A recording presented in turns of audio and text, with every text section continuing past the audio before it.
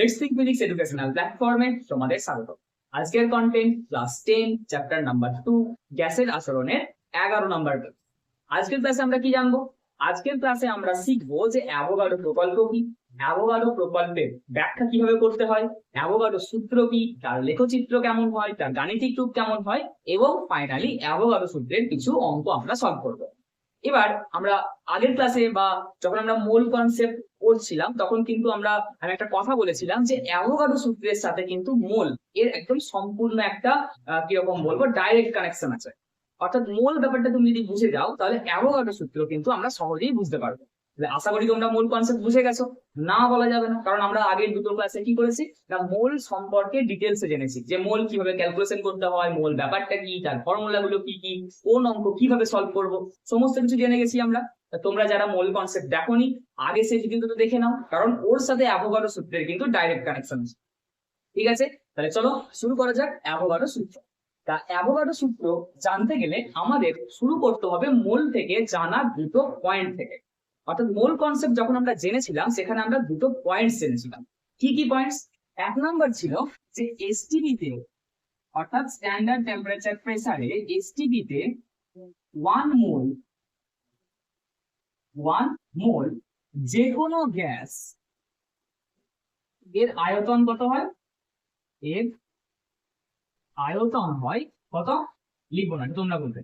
STP তে 1 মোল যে কোনো গ্যাসের আয়তন কত হয় বলো? 22 মনে করছে একদম 22.4 লিটার। আর কি জেনেছিলাম?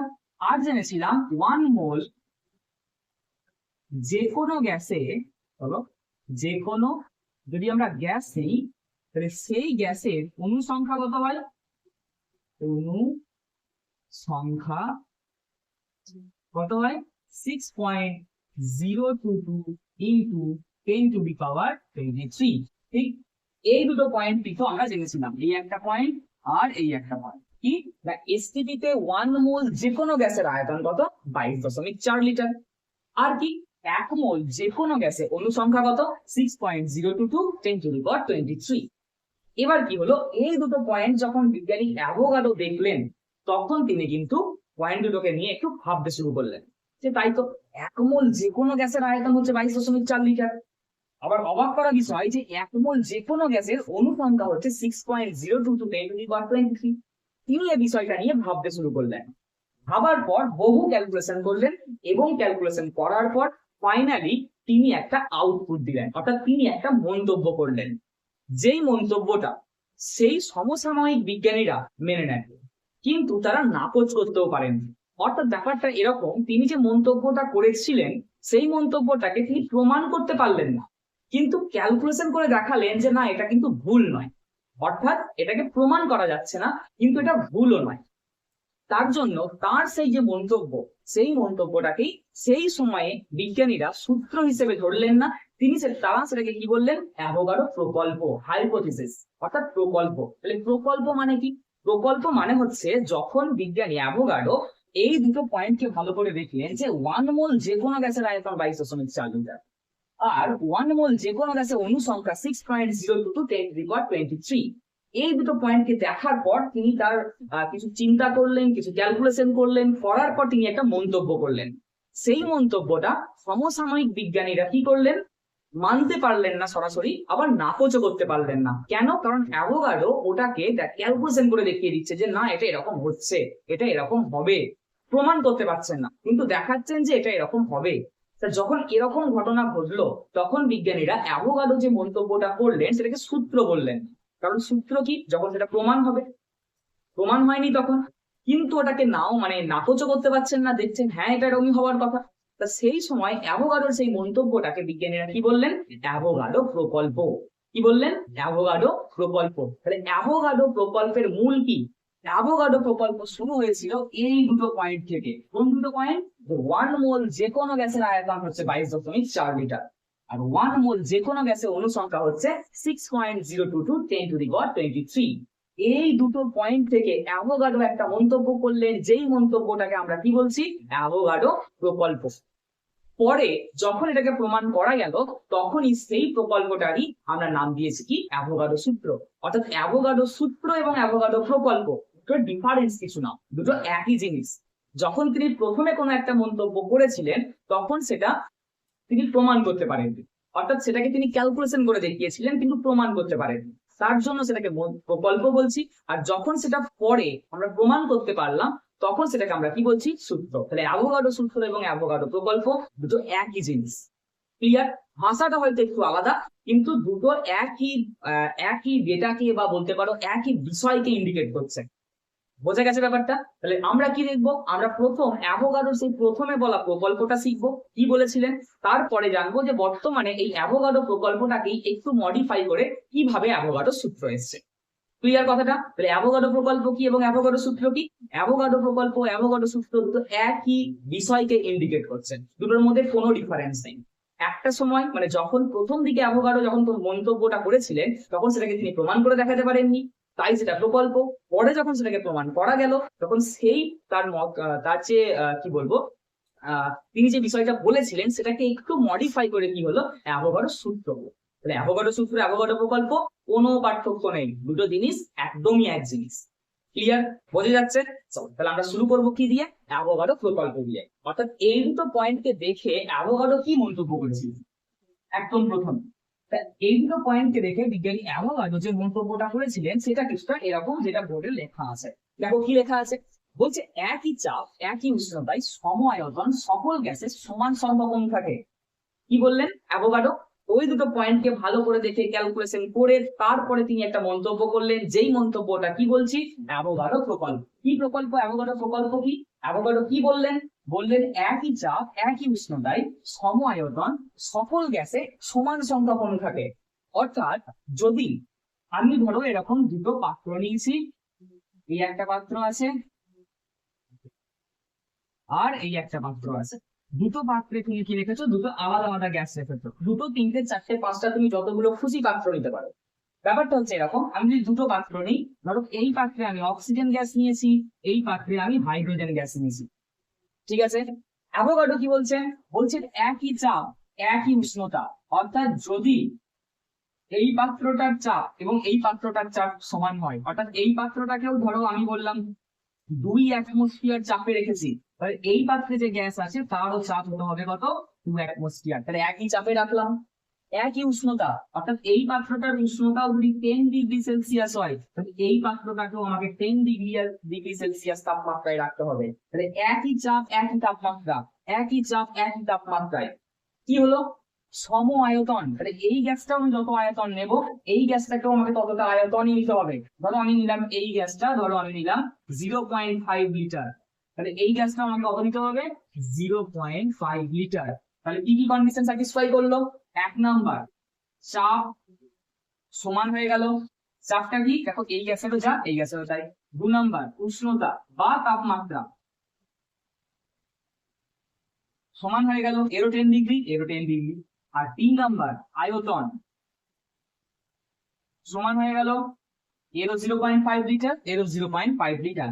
যদি এই তিনটে কন্ডিশন স্যাটিসফাই করে, অর্থাৎ ভালো করে দেখো একই চাপ একই উষ্ণতায় সম আয়তন সকল গ্যাসে যে কোনো গ্যাসে সমান সংখ্যক অণু থাকবে, বা কি লেখা আছে সকল গ্যাসে সমান সংখ্যক অণু বর্তমান।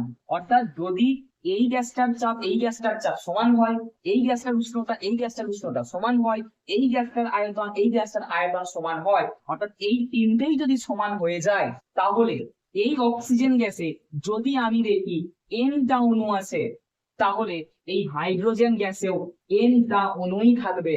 এইটা অ্যাভোগাড্রো মন্তব্য করেছিলেন। কি বললাম বোঝা গেছে? একই চাপ একই উষ্ণতায় সম আয়তন সকল গ্যাসে সমান সংখ্যক অণু থাকবে। কোন অসুবিধা? দেখো চাপ সমান উষ্ণতা সমান আয়তন সমান, তাহলে এই অক্সিজেন গ্যাসেও যদি n-টা অণু থাকে, n-টা অক্সিজেন গ্যাসের অণু থাকে, তাহলে এই হাইড্রোজেন গ্যাসেও n-টা হাইড্রোজেন গ্যাসের অণু থাকবে। এইটা অ্যাভোগাড্রো তখন মন্তব্য করেছিলেন। বোঝা গেছে ব্যাপারটা কি? তাহলে অ্যাভোগাড্রো প্রকল্প কি? একই চাপ একই উষ্ণতায় সম আয়তন সকল গ্যাসে সমান সংখ্যক অণু থাকে, এটা অ্যাভোগাড্রো মন্তব্য করেছিলেন। কিন্তু তিনি এটাকে ক্যালকুলেশন করে অবশ্যই দেখিয়েছিলেন, কিন্তু সেই সময় অণুর যেহেতু কোনো ধারণা ছিল না, অণুর কোনো ধারণা সেই মুহূর্তে ছিল না, তার জন্য এটাকে কি হয় না, অন্য বিজ্ঞানীরা সেই মুহূর্তে এটাকে মেনে নেননি, তার জন্য সেই মুহূর্তে অ্যাভোগাড্রোর মন্তব্যটাকে অ্যাভোগাড্রো প্রকল্প নাম দেওয়া হয়েছিল। এটা ভুল তো নয়, কিন্তু এটাকে প্রমাণ করা যাচ্ছে না, তার জন্য এটাকে বলা হয়েছিল অ্যাভোগাড্রো প্রকল্প। বোঝা গেছে? অ্যাভোগাড্রো প্রকল্প কি? একই চাপ একই উষ্ণতায় সম-আয়তন সকল গ্যাসের সমান সংখ্যক অণু বর্তমান থাকবে।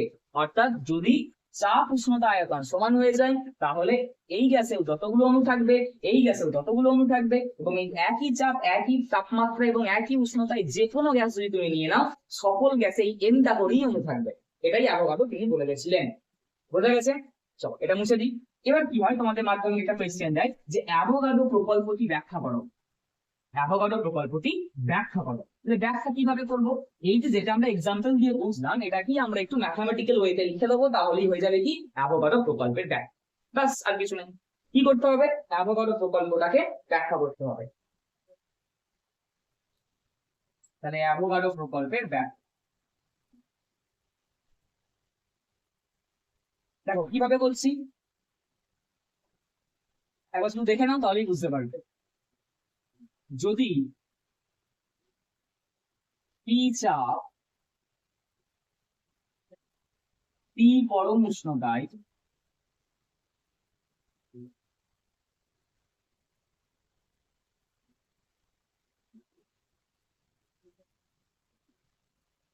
বি আয়তন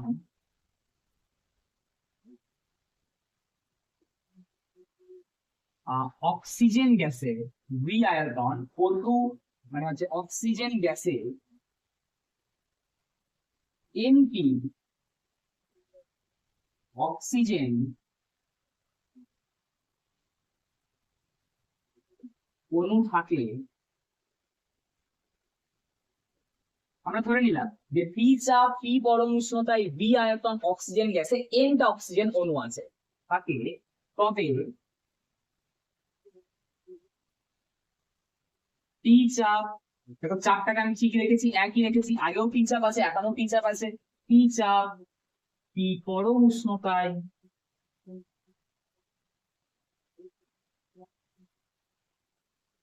পি পরম উষ্ণতায় বি আয়তন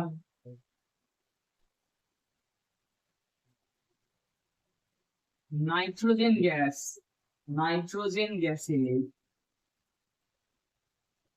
নাইট্রোজেন চেঞ্জ করে দাও, কারণ একটা এম দিয়ে আমরা ইন্ডিকেট করছি গ্যাসের অণুকে, তাহলে এটাকে নাইট্রোজেন না দিয়ে তুমি হাইড্রোজেন দিতে পারো।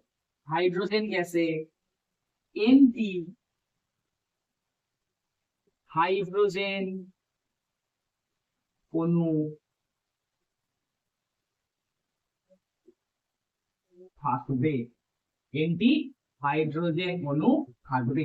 এটাই হচ্ছে দেখো ব্যাখ্যাটা কি, যদি পি চাপ পি পরম উষ্ণতায় বি আয়তন, অর্থাৎ চাপ পি পরম উষ্ণতায় পি এবং আয়তন বি, অক্সিজেন গ্যাসে এনটা অক্সিজেন অণু থাকে, মানে কোনো একটা পাত্র আছে, যেই পাত্রের চাপ কত, যেই পাত্রে অক্সিজেন গ্যাস রাখা আছে, সেই অক্সিজেন গ্যাসটার চাপ কত পি, উষ্ণতা কত পি, আয়তন কত বি।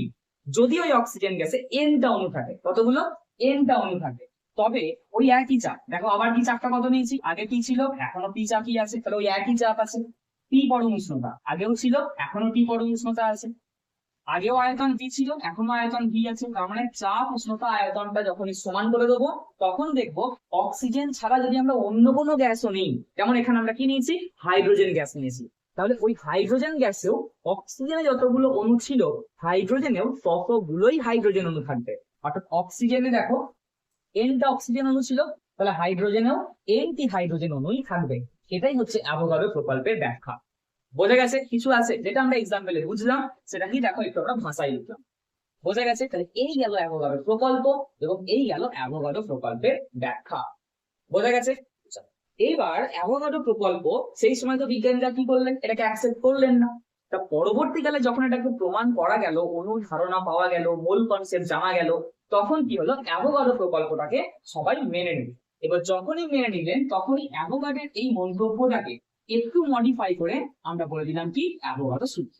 সেই অ্যাভোগাড্রো সূত্র এবং অ্যাভোগাড্রো প্রকল্প দুটো একই বিষয়কে ইন্ডিকেট করছে, অর্থাৎ দুটো জিনিসের মানে দুটো দুটো যে আমরা ভাষা আলাদা আলাদা পাবো, দুটো ভাষার ফাইনাল যে পয়েন্টটা মানে ফাইনাল যে আমাদের মন্তব্যটা যেটা আমাদের বোঝাতে চাইছে সেটা কিন্তু এক। অর্থাৎ অ্যাভোগাড্রো সূত্রও যা অ্যাভোগাড্রো প্রকল্পও যা, শুধু ভাষাটা আলাদা কিন্তু মূল বিষয়টা কিন্তু এক। বুঝতে পারলে? তাহলে কি না মার্কার এই তো। তাহলে অ্যাভোগাড্রো প্রকল্প আমরা বুঝে গেলাম। এবার আমরা জানবো এটা, সেটা হচ্ছে অ্যাভোগাড্রো সূত্র। অ্যাভোগাড্রো সূত্র কি? যখন অ্যাভোগাড্রো প্রকল্পটা একটা সময় বিজ্ঞানীরা অ্যাকসেপ্ট করলেন না, পরে অণুর ধারণা পাওয়ার পর, মূল কনসেপ্ট জানার পর তখন মনে হলো এই অ্যাভোগাড্রো যা বলেছিল সেটা তো ঠিকই ছিল। তখন ওই অ্যাভোগাড্রো প্রকল্পটাকে একটু মডিফাই করা হলো, দিয়ে অ্যাভোগাড্রো সূত্র পাওয়া গেল। তাহলে অ্যাভোগাড্রো সূত্র, অ্যাভোগাড্রো প্রকল্প দুটো বিষয় কিন্তু এক। ক্লিয়ার জায়গাটা?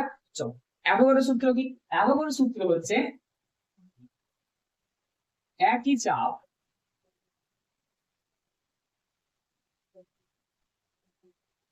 বা একই চাপ না লিখে নির্দিষ্ট চাপ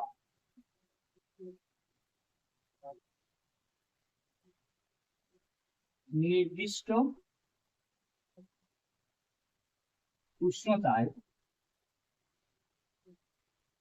নির্দিষ্ট চাপ নির্দিষ্ট উষ্ণতায় কোনো গ্যাসের আয়তন, কোনো গ্যাসের আয়তন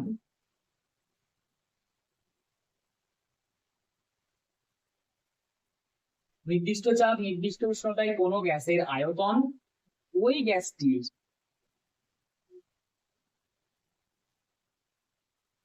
মোল সংখ্যার সমানুপাতিক। আসছে কনসেপ্ট মোলের? একদম। এই যে দেখো আমরা মোল কথাটা লিখছি, তাহলে মোল না জানলে আমরা ব্যাপারটা কি করে বুঝবো? সেই জন্য মোল জানা অত্যন্ত জরুরি। নির্দিষ্ট চাপ নির্দিষ্ট উষ্ণতায় কোনো গ্যাসের আয়তন ওই গ্যাসটির মোল সংখ্যার সমানুপাতিক।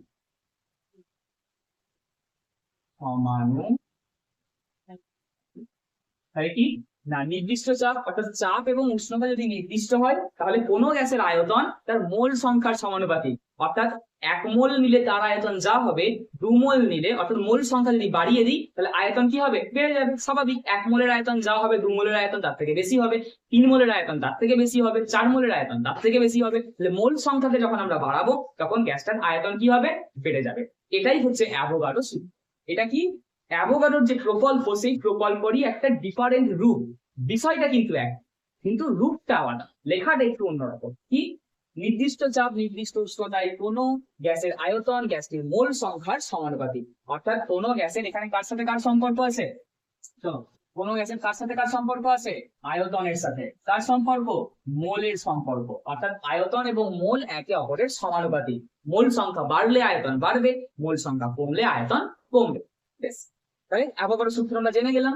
এবার এই অ্যাভোগাড্রো সূত্রে আমাদের যেটা জানতে হবে সেটা হচ্ছে ধ্রুবক পদগুলো কি। অর্থাৎ অ্যাভোগাড্রো সূত্র যখন আমরা বলছি তখন আমরা কোনগুলোকে ধ্রুবক হিসেবে ভাবছি? ধ্রুবক পদ কোনগুলো? তাহলে অ্যাভোগাড্রো সূত্রের ধ্রুবক পদ কোনগুলো দেখতে পাচ্ছ? সূত্রের মধ্যে লেখা আছে নির্দিষ্ট চাপ অর্থাৎ চাপের মান নির্দিষ্ট, নির্দিষ্ট উষ্ণতা অর্থাৎ উষ্ণতার মান নির্দিষ্ট। তাহলে এই দুটো হচ্ছে ধ্রুবক পদ। 1 নাম্বার হচ্ছে কি? চাপ, গ্যাসের চাপ নির্দিষ্ট হতে হবে, বাড়া কমা করলে চলবে না। আর 2 নাম্বার, গ্যাসের উষ্ণতা নির্দিষ্ট হতে হবে, উষ্ণতাটাও কিন্তু বাড়লে বা কমলে চলবে না। এই গেল অ্যাভোগাড্রো সূত্র, অ্যাভোগাড্রো সূত্রের ধ্রুবক পদ। আর এরপরই আমরা যেটা দেখবো যে অ্যাভোগাড্রো সূত্রের গাণিতিক রূপ। গাণিতিক রূপ, গাণিতিক রূপ। অ্যাভোগাড্রো সূত্রের গাণিতিক রূপ কিভাবে লিখবো? আমরা ধরে নেবো কি কার সাথে কার সম্পর্ক? আয়তনের সাথে মোলের সম্পর্ক। তাহলে আমরা আয়তন একটা ধরে নেবো, মোল একটা ধরে নেবো, তাকে ম্যাথামেটিক্যাল ভাবে লিখে দেবো, ব্যাস এটাই তো গাণিতিক রূপ। গাণিতিক রূপ মানে আমরা যেটা বুঝলাম সেটা কি আমরা কি করব? অঙ্কের ভাষায় লিখবো, বাস তাহলেই আমাদের গাণিতিক রূপ হয়ে যাবে। তাহলে আমরা ধরে নিই কি? ধরি নির্দিষ্ট চাপ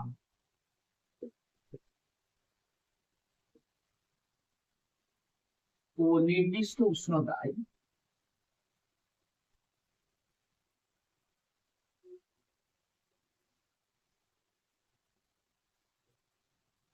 n মোল, মোলকে আমরা n দিয়ে লিখি তাই তো? তাহলে n মোল কোন গ্যাসের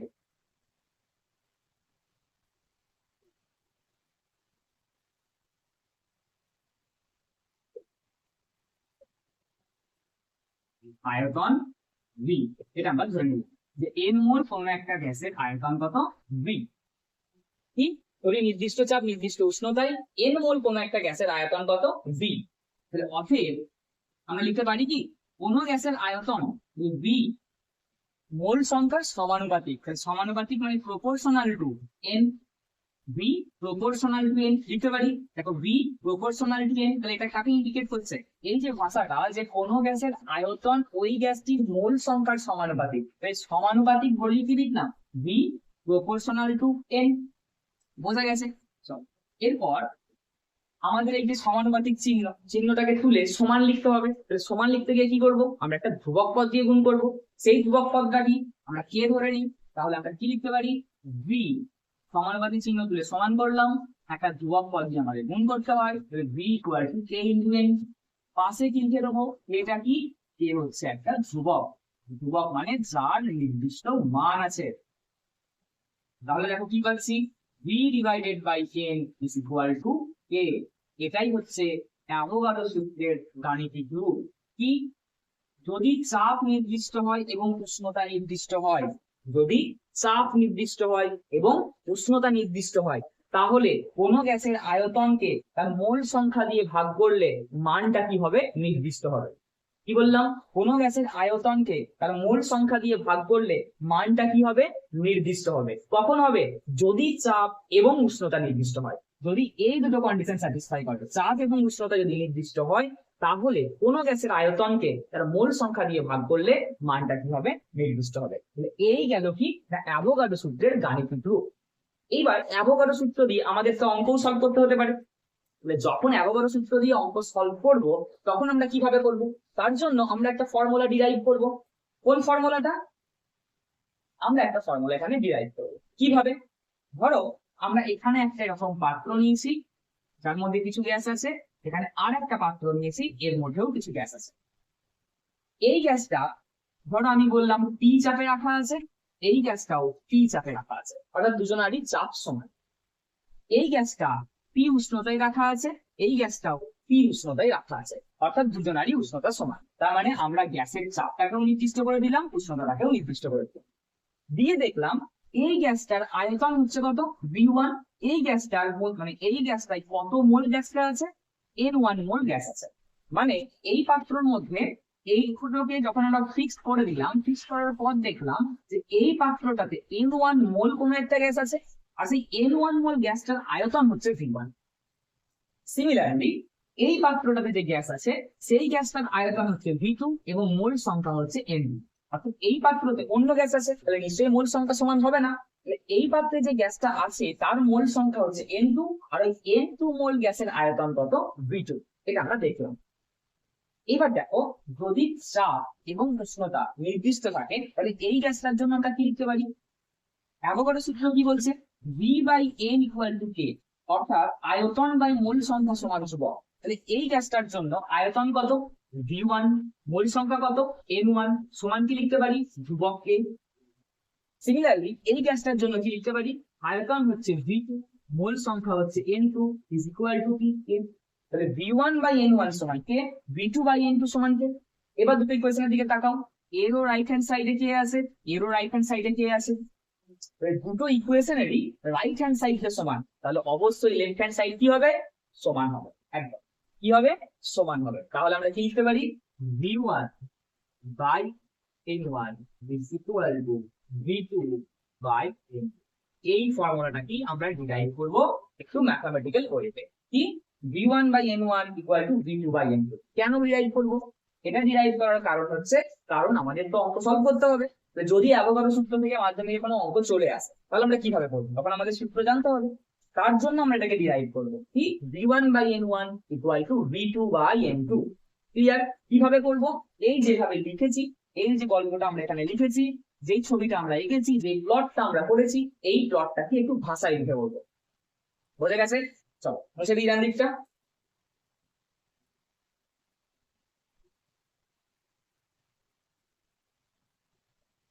তার জন্য কি করব? আমরা ধরে নেব যে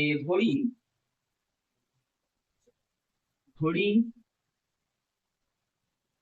পি চাপ, পি পরম উষ্ণতায়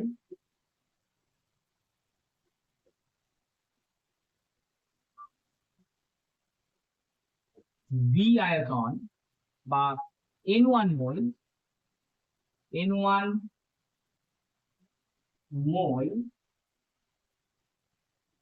কোনো গ্যাসের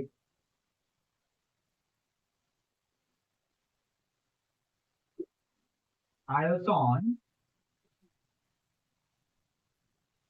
V1, এটা আমরা ধরে নিই যে P চাপ P গরম উষ্ণতায় N1 মোল কোনো একটা গ্যাস আছে, যেই গ্যাসটার আয়তন কত V1। তাহলে অ্যাভোগাড্রো সূত্র অনুযায়ী কি লিখতে পারি, V1 by N1 is equal to K, এক নাম্বার ইকুয়েশন। এবার কি করব, ওই একই চাপ, অর্থাৎ কোন চাপ, P চাপই নিয়েছি, মানে আগেও যে চাপ ছিল এখনো সেই চাপই নিয়েছি, ওই একই চাপ একই উষ্ণতায়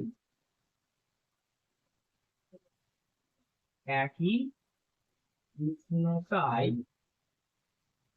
চাপ একই উষ্ণতা, তাহলে আগেও টি চাপ ছিল এখনো টি চাপ আছে, আগেও টি পরম উষ্ণতা ছিল এখনো টি পরম উষ্ণতা আছে, একই চাপ একই উষ্ণতায় N2 মোল অন্য একটি গ্যাস, ওই গ্যাসটা নেই, অন্য গ্যাস নিয়েছি, অন্য একটি গ্যাসের আয়তন কত আমরা দেখলাম যে মোটামুটি তার আয়তন দিলাম V2।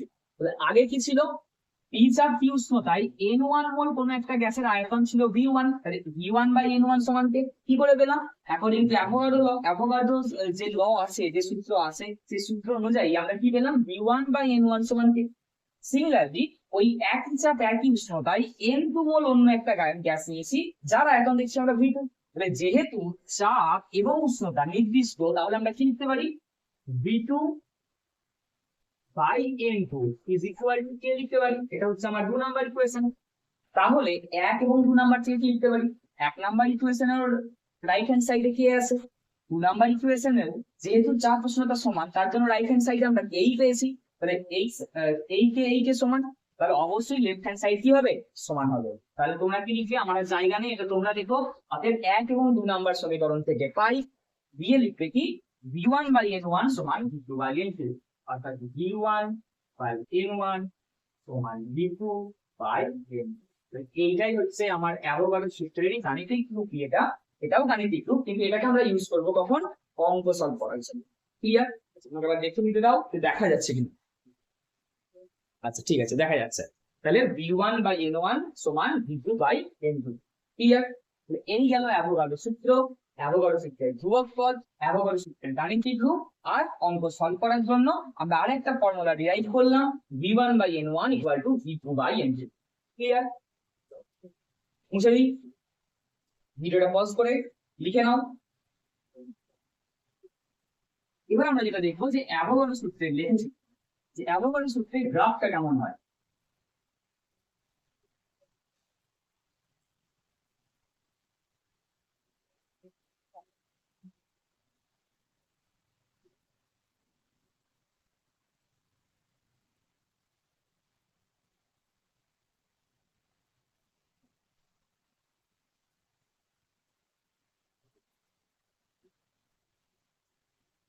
অ্যাভোগাড্রো সূত্রের লেখচিত্র,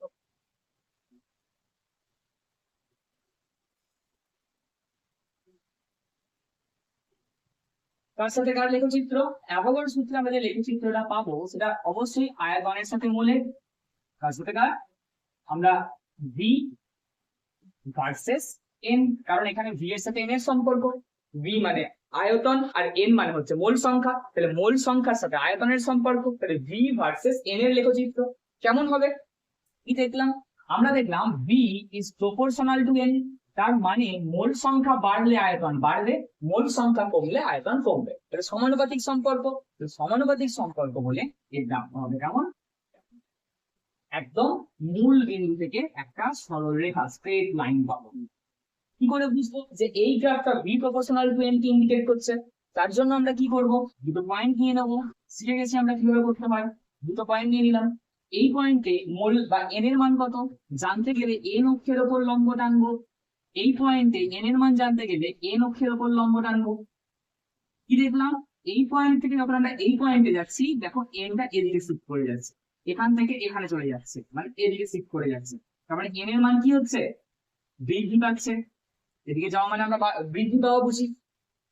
সিমিলারলি এই পয়েন্টে আয়তন কত জানতে গেলে আয়তন অক্ষের উপর লম্ব টানবো, এই পয়েন্টে আয়তন জানতে গেলে আয়তন অক্ষের উপর লম্ব টানবো। এটা দিলাম, দিয়ে দেখলাম এই পয়েন্ট থেকে এই পয়েন্টে গেলে আয়তনটা এখান থেকে এখানে চলে যাচ্ছে, অর্থাৎ উপরের দিকে উঠছে। যেটা ওয়াই অ্যাক্সিস বরাবর উপরের দিকে ওঠা মানে কি বুঝি আমরা, বৃদ্ধি বুঝি। তার মানে কি বুঝলে, n এর মান বৃদ্ধি পেলে v এর মান বৃদ্ধি পাবে। তাহলে এটা কি সম্পর্ক, সমানুপাতিক সম্পর্ক। বাস, তাহলে এটাই হচ্ছে কি v ভার্সেস n এর লেখচিত্র। বোঝা গেছে? কোনো অসুবিধা? লিখে ফেলা হলো। একটা ছোট্ট জিনিস যেটা আমাদের মনে রাখতে হবে এবার, সেটা হচ্ছে কি না, এই যে দেখো একটা কথা লেখা আছে, এটা অনেক সময় কিন্তু আমাদের মাধ্যমিকে কোয়েশ্চেনটা জিজ্ঞাসা করে কি না, অ্যাভোগাড্রো গ্যাসের আয়তন বলতে পাত্রের আয়তনকে বলেছেন। অর্থাৎ অ্যাভোগাড্রো যখন কোনো একটা গ্যাসের আয়তনের কথা বলছেন, তিনি ওই গ্যাসটা যে পাত্রে রাখা আছে সেই পাত্রটার আয়তনের কথা বলছেন, গ্যাসের অণুর আয়তনকে কল্পনা করেননি। তিনি গ্যাসের অণুরও যে একটা আয়তন থাকতে পারে সেটাকে কল্পনা তিনি করেননি। ব্যাপারটা কেমন, ব্যাপারটা হচ্ছে এরকম যে ধরো কোনো একটা পাত্রে কি আছে, গ্যাস আছে। এই পাত্রের মধ্যে আমি ধরে নিলাম কি না কোন একটা গ্যাস আছে, ধরো অক্সিজেন, নাইট্রোজেন, হাইড্রোজেন, যা হোক একটা গ্যাস, আমি ধরে নিলাম অক্সিজেন গ্যাস আছে। এইবার যদি বলি এই অক্সিজেন গ্যাসটার আয়তন কত, তাহলে তুমি বলবে এই অক্সিজেন গ্যাসটা এই পাত্রের মধ্যে রাখা আছে, এই যে পোর্শনটা আছে এই পোর্শনটার আয়তনই হচ্ছে অক্সিজেন গ্যাসের আয়তনের সমান। এটাই কিন্তু অ্যাভোগাড্রো ভেবেছিলেন। কিন্তু দেখো এখানে একটু ডিফারেন্ট হতে পারে। কেমন হতে পারে, এই যে পাত্রটার মধ্যে অক্সিজেন গ্যাস আছে, তার মানে এর ভিতরে অসংখ্য এরকম অক্সিজেন গ্যাসের অণু আছে। তো বড় বড় না হলেও অক্সিজেন গ্যাসের অণু তো আছে। আমি বোঝানোর জন্য একটু না হয় বড় করে দিচ্ছি বা বড় করে আঁকি ছবিটা, কিন্তু এরকম অসংখ্য অক্সিজেন গ্যাসের অণু তো আছে পাত্রের মধ্যে। তা যদি আমি বলি গ্যাসটা কতটা অঞ্চল জুড়ে আছে, তাহলে সেটা বোঝাতে গেলে একটু ভাবো ব্যাপারটাকে। এই যে পুরো পাত্রটার আয়তন, সেখান থেকে এই যে আয়তনটা মানে এই যে গ্যাসের অণুগুলোর যে আয়তন, সেটাকে বাদ দেওয়া উচিত, সেটাকে বাদ দেওয়া উচিত। যেমন ধরো আমি যদি বলি যে আমি এই বোর্ডের সামনে দাঁড়িয়ে আছি, আমি এই বোর্ডের সামনে দাঁড়িয়ে আছি, তাহলে এই বোর্ডটার ক্ষেত্রফল কত, তুমি কতটা অঞ্চল দেখতে পাচ্ছ, সেটা করতে গেলে তোমাকে কি করতে হবে, তুমি প্রথম বোর্ডের পুরো ক্ষেত্রফলটাকে বার করে নাও। তারপর আমি যে জায়গায় দাঁড়িয়ে আছি, আমি যদি এই জায়গায় দাঁড়িয়ে থাকি, তাহলে এই যে পোর্শনটা পাচ্ছ এই পোর্শনটার ক্ষেত্রফল বার করে নাও, দিয়ে বাদ দিয়ে দাও, তাহলেই তুমি পাবে বাকি পোর্শনটার ক্ষেত্রফল। বাকি বোর্ডটা কতটা তুমি দেখতে পাচ্ছ। ঠিক সেরকমই ব্যাপারটা, যে এই যে পাত্রের মধ্যে অক্সিজেন গ্যাসটা আছে, এই অক্সিজেন গ্যাসটা কতটা অঞ্চল জুড়ে আছে, পুরো পাত্র জুড়ে আছে ঠিক আছে, কিন্তু এই পাত্রের ভিতরে অক্সিজেন অণু তো আছে, অক্সিজেন গ্যাসের অণু আছে, আর সেই গ্যাসের অণুগুলোর একটু হলেও তো আয়তন আছে। এরকম ছোট ছোট সেই অণুগুলোর একটু হলেও আয়তন আছে। তাহলে এই যে অণুর যে আয়তন, এইটুকু পোর্শনটাতে তো গ্যাস নেই, এইটুকু পোর্শন গুলোকে সবগুলোকে যোগ করে হিসাব অনুযায়ী কি করা উচিত ছিল, পাত্রের আয়তনটাকে বাদ দেওয়া উচিত ছিল। তবেই কিন্তু আমরা গ্যাসটা কতটা ফাঁকা জায়গায় আছে বা গ্যাসটা কতটা অঞ্চল জুড়ে আছে সেটা জানতে পারতাম। এইটা কিন্তু অ্যাভোগাড্রো ভাবে। অ্যাভোগাড্রো গ্যাসের আয়তন বলতে পাত্রের আয়তনকে বুঝিয়েছেন। ক্লিয়ার? অ্যাভোগাড্রো গ্যাসের আয়তন বলতে পাত্রের আয়তনকে বুঝিয়েছেন। তিনি কিন্তু এই অণুগুলোর যে ইন্ডিভিজুয়াল আয়তন আছে সেটাকে তিনি কল্পনাই করেননি। তাহলে সেটাই যাতে এখানে লেখা আছে, তিনি গ্যাসের অণুর আয়তনকে কল্পনা করেননি। বোঝা গেছে? এবার মাধ্যমিকে কেমন কোয়েশ্চেন দেয়, এই জায়গা থেকে মাধ্যমিক একটা কোয়েশ্চেন দেয় যে অ্যাভোগাড্রো সূত্রে অ্যাভোগাড্রো অণুর আয়তনকে কল্পনা করেছিলেন, সত্য মিথ্যাতেই কোয়েশ্চেনটা দেয়। তাহলে তিনি কিন্তু কল্পনা করেননি। অণুগুলোর যে আয়তন থাকতে পারে, খুব ক্ষুদ্র হলেও যে আয়তন থাকতে পারে, এটাকে কিন্তু তিনি কল্পনাতেই আনেননি। ক্লিয়ার? এটা মনে থাকবে। এটা কিন্তু মাধ্যমিকের কোয়েশ্চেনটা তোমার যখন টেস্ট পেপার সলভ করবে তখন দেখবে টেস্ট পেপারের প্রায় দু একটা পেজ অন্তর অন্তর এই কোয়েশ্চেনটা পাবে। কোন কোয়েশ্চেনটা, যে তিনি গ্যাসের অণুর আয়তনকে কল্পনা করেছিলেন না করেননি, তিনি অণুর আয়তনকে কল্পনা করেননি। বোঝা গেছে? চলো লিখে নেওয়া যাবে। চলো আমরা অ্যাভোগাড্রো সূত্র শিখে গেলাম। তাহলে অ্যাভোগাড্রো সূত্র যখন শিখে গেলাম, তাহলে অ্যাভোগাড্রো সূত্রের দু একটা আমরা অঙ্ক সলভ করে নিই। দেখো প্রথম অঙ্ক কি আছে অ্যাভোগাড্রো সূত্রের, প্রথম অঙ্ক হচ্ছে নির্দিষ্ট চাপ নির্দিষ্ট উষ্ণতায় 88 গ্রাম CO2 এর আয়তন কত, 20। ওই একই চাপ একই উষ্ণতায়, মানে দেখো চাপ নির্দিষ্ট হয়ে গেল, উষ্ণতা নির্দিষ্ট হয়ে গেল, 64 গ্রাম অক্সিজেনের আয়তন কত। তাহলে 88 গ্রাম CO2 এর আয়তন যদি 20 লিটার হয় তাহলে 64 গ্রাম অক্সিজেনের আয়তন কত হবে, এটা আমাদের ক্যালকুলেট করতে হবে। তাহলে কি কি বলে দিয়েছে ভালো করে দেখো, 88 গ্রাম CO2, তাহলে CO2 এর কি বলে দিয়েছে, ভর বলে দিয়েছে, CO2 এর ভর বলে দিয়েছে। আর CO2 এর কি বলে দিয়েছে, আয়তন বলে দিয়েছে, 20 লিটার, তার মানে আয়তন বলে দিয়েছে। আবার এদিকে দেখো অক্সিজেন গ্যাসে 64 গ্রাম, তাহলে অক্সিজেন বলে দিয়েছে, অক্সিজেনটা 64 গ্রাম আছে, তার মানে আবার অক্সিজেন গ্যাসের ভর বলে দিয়েছে। কিন্তু কি করতে হবে, অক্সিজেনের আয়তনটাকে ক্যালকুলেট করতে হবে, তাই তো? কিভাবে করবো, তা আমরা এরকম ভর দিয়ে তো অ্যাভোগাড্রো সূত্র পড়িনি, আমরা পড়েছি মোল দিয়ে। তাহলে আমরা কি করব, আমরা যেহেতু ভর জানি 88 গ্রাম CO2 সমান কত মোল, আমরা ক্যালকুলেট করে নিতে পারবো। এখানে ভর দিয়ে দিয়েছে, কিন্তু আমরা কি জানি, আমরা ফর্মুলাটা জানি, অ্যাভোগাড্রো সূত্রের V1/N1 is equal two V2/N2। তাহলে এখানে N1 N2 এগুলো তো ভর নয়, এগুলো হচ্ছে মোল সংখ্যা। তাহলে 88 গ্রাম CO2 এটা ভর দিয়ে বলা আছে, 88 গ্রাম CO2 মানে CO2 এর ভর বলে দেওয়া আছে। তাহলে আমি সেখান থেকে মোল ক্যালকুলেট করতে পারবো, অবশ্যই পারবো। কিভাবে করব, আমরা জানি ভর বলে দিলে কিভাবে মোল ক্যালকুলেট করতে হয়। তাহলে আমরা আগে CO2 এর মোল সংখ্যাটা ক্যালকুলেট করে নিই। কিভাবে করব, ফর্মুলা ইউজ করে। তাহলে CO2 এর মোল সংখ্যা,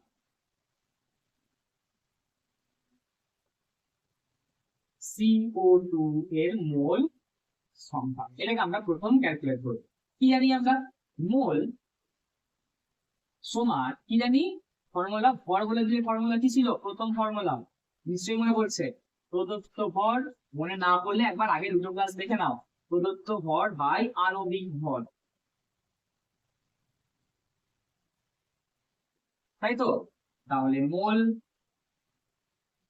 সমান প্রদত্ত ভর কত, প্রদত্ত ভর CO2 এর ক্ষেত্রে বলছি, তাহলে CO2 এর প্রদত্ত ভর হচ্ছে 88, 88 ডিভাইডেড বাই আণবিক ভর, কার আণবিক ভর, এই যে CO2 বলে দিয়েছে, তাহলে CO2 এর আণবিক ভর, তবে দেখি ক্যালকুলেট করে নিই CO2 এর আণবিক ভর কত। তাহলে CO2 এর আণবিক ভর, কার্বনের একটা কার্বন মানে 12, অক্সিজেন 16, একটা অক্সিজেনের 16, দুটো অক্সিজেনের ভর কত হবে, 16 গুণিতক 2, তাই তো? কার্বন একটা কার্বনের 12, অক্সিজেন কটা আছে, দুটো অক্সিজেন, একটা অক্সিজেনের 16 আছে দুটো করে 2 দিয়ে গুণ করে দিলাম, 12 প্লাস 16 2 32 সমান আনসার আসবে দেখো 44। CO2 এর আণবিক ভর কত, 44। তাহলে CO2 এর মোল সংখ্যা সমান কি, প্রদত্ত ভর বাই আণবিক ভর, প্রদত্ত ভর কত 88, আণবিক ভর কত 44।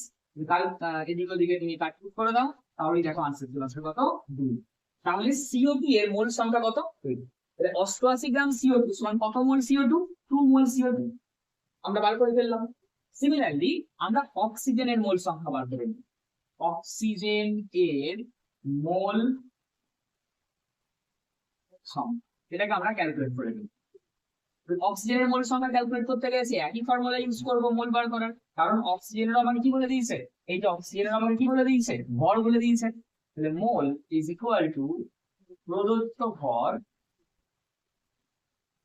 বাই আণবিক ভর।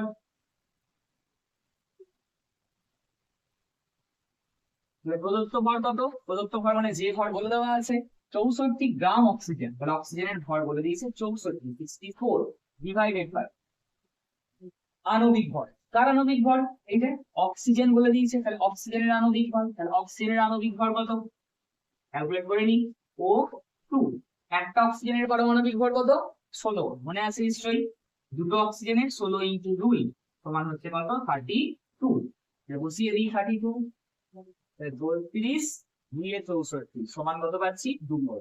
তার মানে 88 গ্রাম CO2 সমানও হচ্ছে 2 মোল CO2, আবার 64 গ্রাম অক্সিজেন মানেও হচ্ছে 2 মোল CO2। তার মানে আমি কার্বন ডাই অক্সাইডের মোল সংখ্যা পেয়ে গেছি যেটা হচ্ছে 2, আর অক্সিজেনেরও মোল সংখ্যা পেয়ে গেছি যেটা হচ্ছে 2। তাহলে দেখো আমরা লিখতে পারি, কারণ অক্সিজেন গ্যাসের মোল সংখ্যা, সরি CO2 এর মোল সংখ্যা কত 88 গ্রাম, তার মানে V1 সরি N1, N1 মানে কি, N1 মানে আমি বলতে চাইছি CO2 এর মোল সংখ্যা কত, CO2 কার্বন ডাই অক্সাইডের মোল সংখ্যা, কার্বন ডাই অক্সাইডের ভর বলে দিয়েছে, তা আমি ভর থেকে তো মোল ক্যালকুলেট করে নিয়েছি। তো আমি এবার লিখতে পারি যে CO2 এর মোল সংখ্যা N1 সমান কত 2 মোল, লিখতে পারি। বেশ, আর CO2 এর আয়তন কত? 20 লিটার। তাহলে আয়তন মানে হচ্ছে V1 সমান 20 লিটার লিখতে পারি। এটা হচ্ছে CO2 এর মোল কত? 2 মোল। CO2 গ্যাসের আয়তন কত? 20 লিটার। N1 সমান 2 মোল, V1 সমান হচ্ছে 20 লিটার। সিমিলারলি অক্সিজেন গ্যাসের মোল সংখ্যা কত? N2। এটাকে আমি ধরো N2 দিয়ে দিচ্ছি, অক্সিজেন গ্যাসের মোল সংখ্যাটা আমরা N2 দিয়ে দিচ্ছি। তাহলে অক্সিজেন গ্যাসের মোল সংখ্যা কত? এই যে 2, তাহলে 2 মোল। ক্যালকুলেশন করে নিয়েছি আমরা যে 64 গ্রাম অক্সিজেন সমান কত মোল, আমরা ক্যালকুলেশন করে 2 পেয়েছি। অক্সিজেন গ্যাসের মোল সংখ্যা কত? 2 মোল। আমাকে কি করতে হবে? অক্সিজেন গ্যাসটার আয়তন কত হবে? তাহলে আয়তন মানে আমাকে ক্যালকুলেট করতে হবে অক্সিজেন গ্যাসের আয়তন। অক্সিজেন গ্যাসের মোলকে যদি আমরা N2 দিয়ে লিখি, তাহলে অক্সিজেন গ্যাস রিলেটেড আয়তনকে আমরা V2 দিয়ে লিখবো। তাহলে V2 সমান কত? দেখো সাজানো হয়ে গেছে আমাদের। কোয়েশ্চেন যা ছিল সেখান থেকে আমরা ডেটাগুলোকে বার করে নিয়েছি। তাহলে 2 মোল CO2 এর আয়তন 20 লিটার। তাহলে 2 মোল তোমার অক্সিজেনের আয়তন কত হবে? কার্বন ডাই অক্সাইডের মোলকে N1 দিয়ে লিখেছি, তার জন্য CO2 এর আয়তনকে V1 দিয়ে লিখেছি। অক্সিজেনের মোলকে N2 দিয়ে লিখেছি, তার জন্য অক্সিজেনের আয়তনকে V2 দিয়ে লিখেছি। প্লাস এবার দেখো নিচেকে তাকাও, এটা মুছে দিই, এটা আমরা ক্যালকুলেশন করে নিলাম। মুছে দিই এটা। বেশ, এবার তাকাও দিকে গিয়ে দেখো যে কোন ফর্মুলা ইউজ করতে হবে। তাহলে দেখো এমনি বুঝতে পারছি আমরা V1 বাই N1 সমান V2 বাই N2 সূত্রটা অ্যাপ্লাই করলেই সব আনসার চলে আসবে। তাহলে আমরা জানি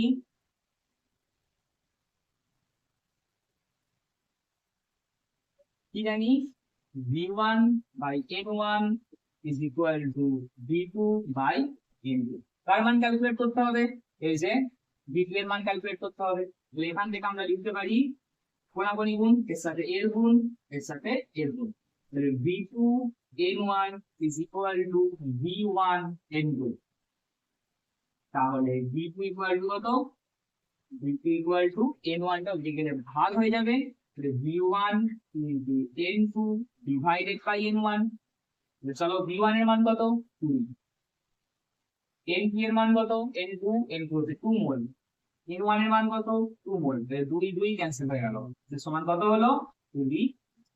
তাহলে যদি 88 গ্রাম CO2 এর আয়তন 2 লিটার হয়, তাহলে 64 গ্রাম অক্সিজেন এর আয়তন কত হবে? 2 লিটারই হবে। বোঝা গেছে কেন? কারণ মোল সংখ্যাটা দেখো সমান হয়ে গেছে। বোঝা গেছে? তো এরকম টাইপের কোয়েশ্চেন কিন্তু আমাদের অ্যাভোগাড্রো সূত্র থেকে মাধ্যমিকে অবশ্যই আসতে পারে। তো তার জন্য আমাদের প্রিপারেশন নিতে হবে। তো এই একটা অঙ্ক আমরা সলভ করলাম যেটা অ্যাভোগাড্রো সূত্র রিলেটেড। তো এরকম টাইপের যে কোনো কোয়েশ্চেন তোমরা যদি একবার পাও, তাহলে অবশ্যই নিজে নিজে সলভ করার চেষ্টা করো। আর যদি না হয় তাহলে অবশ্যই কমেন্টে জানিও। তাহলে চলো আজকের মতো এখানেই ক্লাস শেষ। দেখা হবে পরবর্তী ক্লাসে। পরের ক্লাসে আমরা কি করব? আদর্শ গ্যাস সমীকরণকে বোঝার চেষ্টা করব, সেটাকে ডিরাইভ করব এবং সেখান থেকে বেশ কিছু ইনফরমেশন আমরা জানবো। চলো দেখা হবে পরবর্তী ক্লাসে। সুস্থ থাকো, ভালো থাকো।